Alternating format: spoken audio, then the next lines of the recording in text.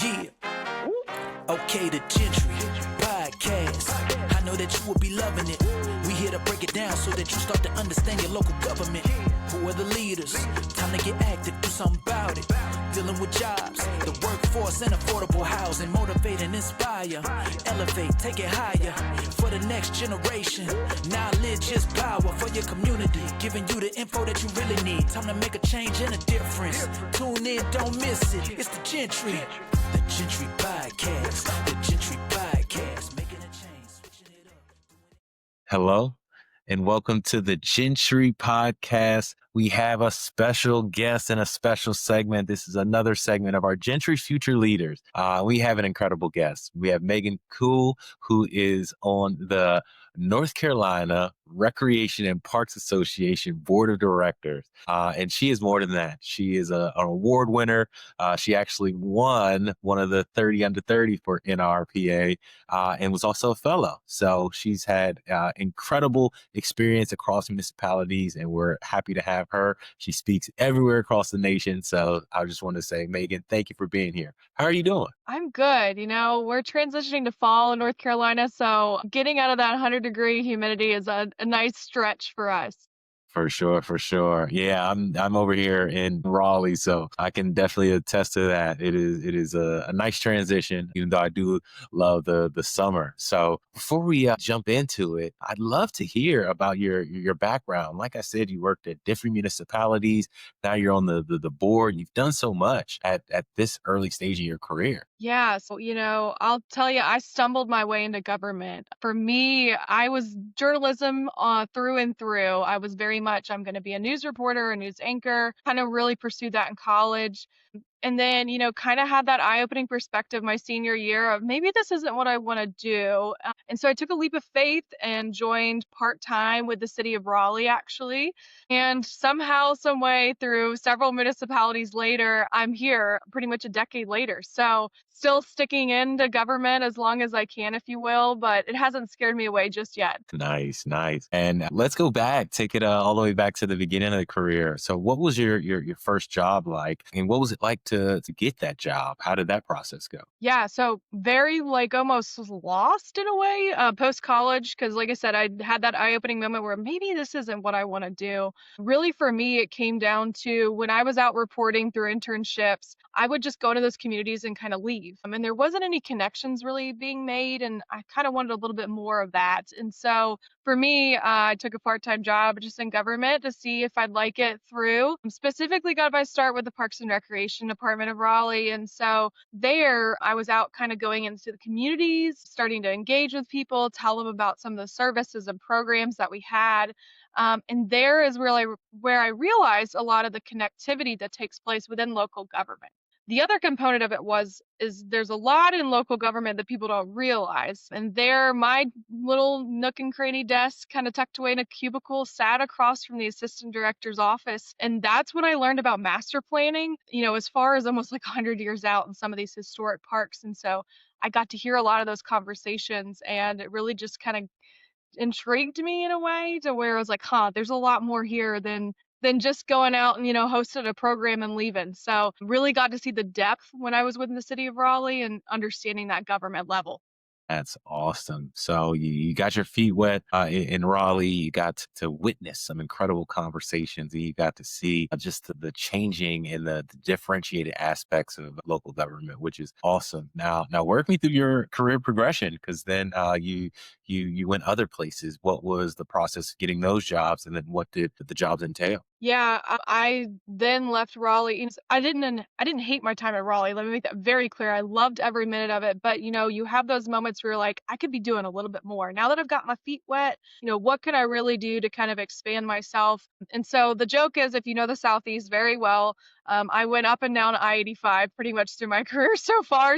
I trickled my way down to a suburb outside of Greenville, South Carolina. So switched Carolinas for a little bit and had the privilege to be the marketing director there, which turned into about 17 other hats as we grew, because this was just a small municipality outside of Greenville, kind of straddling Clemson and that Greenville area. And so acting as a bedroom community, it had a lot of opportunity to really kind of, become itself. And so we basically got the opportunity from an economic development standpoint to kind of come in and redo a lot of the downtown and make some big $1 million projects. And that at 20 something, years old was so fascinating in the sense that I got to be at those tables and really hearing those conversations take place of transforming an old mill into, a couple 100-bedroom apartment complex that was the first kind of housing structure to be incorporated in our downtown scope. And so taking those large scale conversations with developers and the city manager, I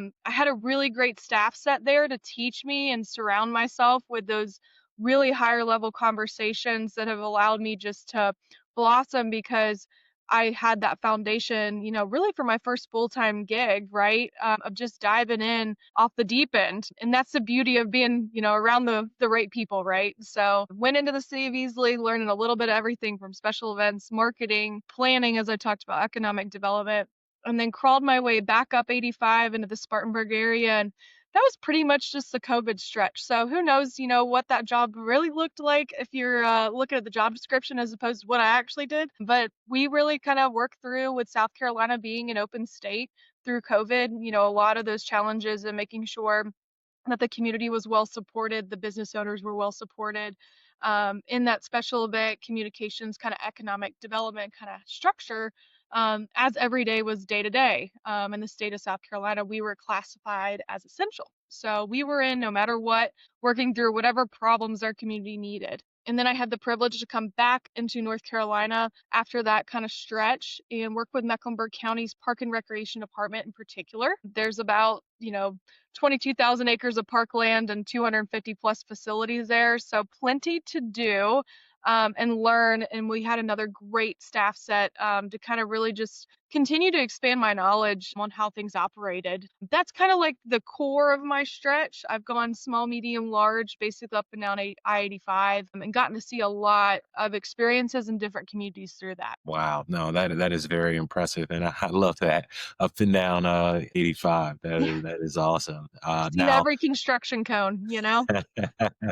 how did you end up getting involved with the board of directors? What led you there? Yeah, so, as you kind of hear about my background was more in the journalism scope, right? And not necessarily park and recreation. But however, I've kind of always found myself gravitating that way with that community engagement piece, that kind of planning components, because they're so driven into the communications world in the sense of that engagement level. And so for me, I kind of just kept stumbling more tiered into the parks and recreation world, and had a great support system at Mecklenburg County to really understand a lot of the intricacies, and just expanding my national knowledge of, the happenings and the resources there. Parks and Recreation in particular has a great community that's very supportive of others just really understanding operations and how we can help each other. And so from there blossomed and made those connections at one national conference and, really ran with it. And Mecklenburg provided me a lot of opportunities to really try out new projects, be involved in things that aren't necessarily the marketing hat. And that really kind of grew me into that national engagement taking place. And I think for me, I also tried to expand my knowledge into speaking, and that scares a lot of people. And it even scares me sometimes when even though I'm the communications person, right? Like you get up with a microphone and 250 people of your closest friends, it can be a little daunting. So buddying up with some people that have, been more experienced really got my start into speaking. And now I'm flying out to Utah and, doing all this fun engagement and speaking and making those connections, which has only grown my network and, my kind of tap into the world of local government, really. And expanding my knowledge, and we'll call it that institutional knowledge as I get older. So that's awesome. And I definitely love how you're able to blend your journalism, that community engagement, and now your works and parks and recreation. So for our viewers, so they can know where to catch you and what to look out for, what are some of the things that you enjoy speaking about most? Yeah, I've done a little bit of everything. I've done it from the, being young perspective, that young professional, young development kind of component, because I've had a lot of great opportunities to serve in leadership positions at a younger age, like the board of directors. And then, for me, I also speak about like mobile recreation and some more like niche markets, if you will. But then from a broader scope, talking about how do you engage with your communities and communication? What does the social media growth look like? And how do you kind of analyze those data components and those data sets and really understanding the importance of data, right? Because it's really going to sell, those budgets and what you do and drive it home to those leaders in your organizations. And I also speak about community engagement, particularly tied to, going out into the public, that strategic planning kind of focus, and really just what do people want? Meet people where they are, because a lot of the times we love to set up a meeting that's from 5 to 7. It's right as all the moms are kind of trying to get home, the rush hour of the sports and all the things. I'm one of them. And so, how do we meet people where they're at as opposed to creating another set of meetings that people really struggle to get to hear their voices? So, a lot of different topics, but I do love going out and speaking. And I've had the privilege to go a little bit of everywhere, which has been wonderful and only kind of broadened my scope into how I can be a better speaker as well. That's awesome. I speak to a lot of young leaders like yourself, and haven't heard a lot of them that are really out publicly speaking in the community, which I think is important. I think the viewpoint of younger people is so important, and it's only getting more and more important. So no, I love that you've been pounding that pavement for a while. Zooming out on your career, you've had a lot of differentiated experiences, done a lot of very interesting things. What do you think some are the skill sets or the intangible skills that you have that have helped you progress so quickly through your career? Yeah, I think for me, I kind of hinted at it a little bit through my journey, but making sure that you're in a table or a room that really provides you an opportunity to learn. Your environment is everything. It can impact, all the way from how much you love your job or hate it. But it can also impact really what that intake level of like understanding what's outside of the things that you're good at, right? We all kind of like know our weaknesses and we're acknowledging them, but we also do have strengths. And so when you're in these conversations in these rooms, really looking at how you can utilize your strengths, think about your weaknesses with these leaders, these we'll call them seasoned or maybe tenured leaders that you might be sitting around the table with, and really being able to think, okay, how can I apply that to my day to day? How can I apply that to me, right? It's about how you're presenting yourself too. So think about how that kind of looks when you're surrounding yourselves with others. It really only goes so far. I also would love to throw out, it's very easy for people to get kind of caught in we'll call it their community or their organization. So within their municipality, while there's great resources there, really thinking about, who else is serving the communities around me and what are they doing? Because if you kind of have those outsider perspectives of how they're serving the community, I guarantee they're doing something that's completely different than you that you may not realize. And so making those connections is very important to make sure that we all love the government, borrow and steal and copy, right? But at the same time, how can you incorporate that into your organizations, maybe in a different way? We all don't need to be doing the same thing. And then lastly, really making sure that you build your professional family. And that's very important. There's a lot of hard things that happen in local government in particular. And so when you need advice or just someone to lean on, or, oh my gosh, I had one of those days, you don't always want to bring that home with you as much as, it's hard to. And hopefully you have a great spouse or a partner that you can do that with. But at the same time, it's great to have that from a professionality standpoint because they also can provide those perspectives I kind of mentioned. Think that is through line there is you got to find your people, whether it's somebody that is a manager, whether that is somebody that's in a different community or resources outside of the community. And then you also want to have that level of place to commiserate Yeah. through the tough time. I think that is so important. I think this actually dovetails next nicely into my next question, which is what are the misconceptions of working in local government? But sometimes I think people see it as more of a bureaucratic and less of a people business. But everything that you stated there shows how people oriented it is and just staying and making sure that you are progressing and that you are able to serve people in a better way. But I will ask you, I know you have friends that are like are in other industries, and they may say, "So, Megan, what is this? What the government's like? Is this what the government's like?" What are those misconceptions that you can see when talking to people that don't work in public service? Yeah, my favorite is government is moving so slow. Why does it take 10,000 steps to get to the, bottom line of whatever project or thing that you might be doing? And I think that, while that may or may not be true, depending on how your organization operates, a lot of the times we have a lot of different perspectives that we're trying to manage. And so when you're trying to not only get the community's feedback on what they want within something, whether that's a strategic planning project, even just how they communicate, you really got to think about those different perspectives and intake levels, which does take time. So while government may be slow, it is intended to be thorough for the purpose of serving the community in the longer run. So yes, your project that might need like the new building being built down the street might take, an extra 2 months because of construction delays. But behind the scenes, what we're doing is making sure that we're thorough with our community leaders, thorough with our constituents, and making sure that this is best serving for them. And, we can take a guess a lot of the times at what might be the best project just in knowing the community. But along the way, we might tailor our opinions a little bit. Maybe it needs to be a little bit more like that. So I think that's a common misconception is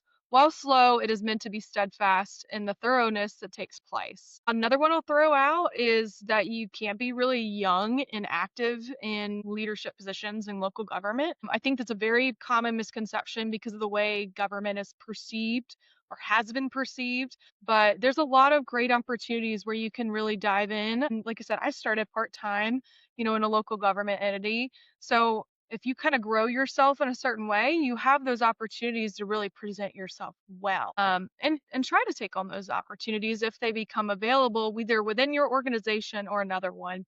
But I know many local, government entities in particular are starting to tap into those younger generations for just a different perspective. And there's a lot more engagement taking place, I think, nationally with younger folks, kind of really gauging interest in local government just in general. I think that is so important to tell people that you don't have to be 50 years in the business to make an impact. And even on our side at Gentry, we're engaging young people to get them to meet with the leaders in their government and just ask them the real question, like what was your career trajectory like?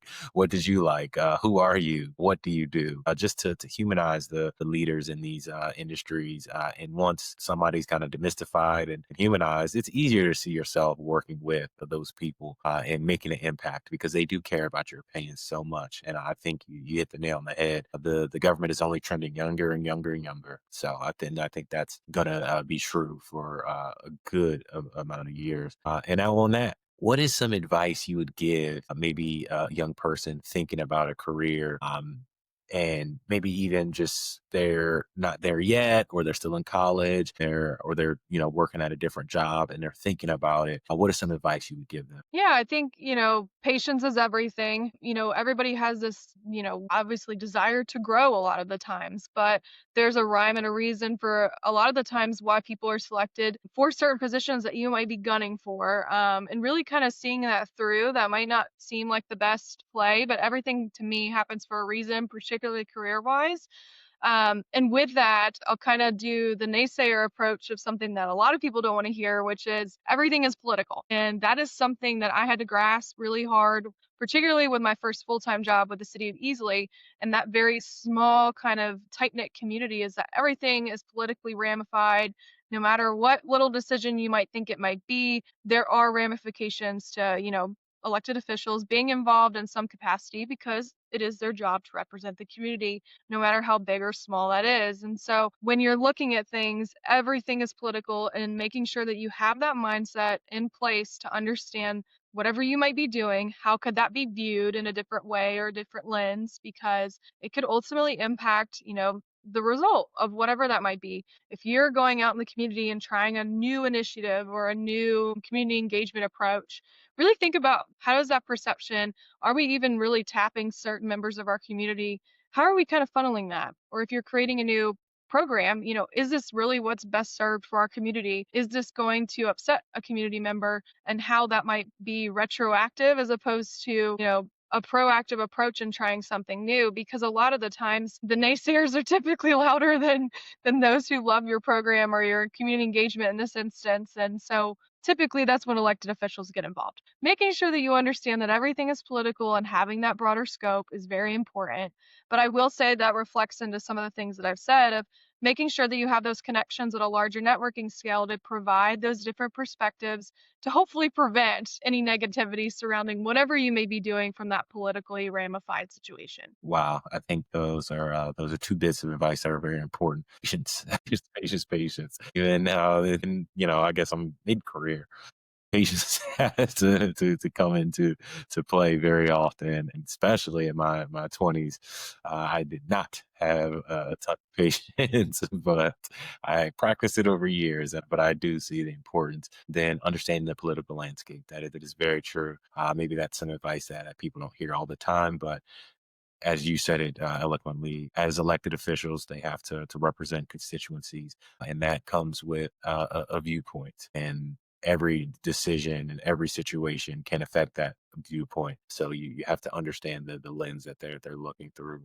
Megan, I have one last question. You're off the hot seat. This one is just a fun question I always throw in there for my Gentry Future leaders. And that is, okay, you can't do your current job. You can't in local government.